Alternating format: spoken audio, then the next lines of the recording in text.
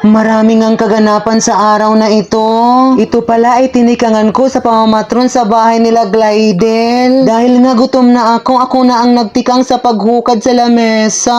Hindi ko talaga alam kung bakit nakakakita nga ni ako ng pagkain, nalalamot talaga ako. Hindi ko talaga alam kung saan ako pinaglihi ni Mama. Kaya naman nang umuli na ako sa balay, tinanong ko agad si Mama kung saan ako pinaglihi. At ang siring niya sa akin, sadyang lamot lang talaga ako. Aray! At yung mga estudyante nga namin, hindi rin nagpauli sa pagiging lamot. Nya!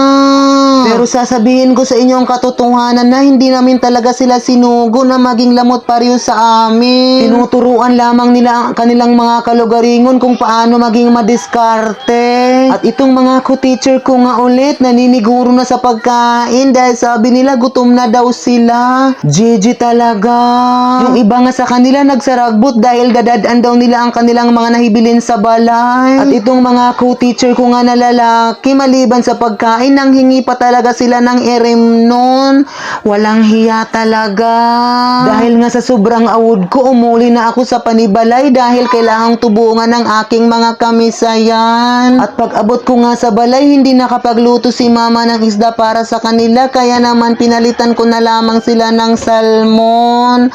Ang mahal pa naman. Binilhan ko nga pala sila ng salmon dahil hindi sila kumakain ng pagkain ng walang sura. At pagkatapos ko ang tubungan yung mga misay, lumabas na rin ako para tuwagin si Minggoy at saka si Sky. Nalalangot nga na ako minsan dahil yung mga kaayaman ko patawag-tawag pa para namang mga senyor. At pagkatapos nga niyan, kailangan kong pumunta sa Kalbayog para magpaarot. Kailangan kong ang magpaarot para maging mahusay sa atubangan ng mga bugoy.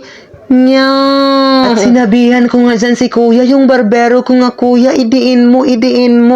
Yaw, GG talaga. Dahil nga sinabihan ko si kuya na idoon mo ng maayos, kaya naman pagkatapos ng pag-arot sa akin, marami akong samad-samad sa aking ulo. Kaya naman pala mahapdos. Si kuya talaga nakakainis. At pagkatapos ko ngang inarutan, pumunta na kami ni Tita Julina sa ukay-ukayan para magpili-pili ng magandang sulutin. Nagandahan nga ako sa aking piniling punyos, pero kaso nga lang namahalan ako at ayaw ko nang maggastos. Kaya ang ibirili ko sana ng punyos, binili ko na lamang ng ice cream. Wow, ang sarap talaga. Naglalamiri. Yun lang, salamat.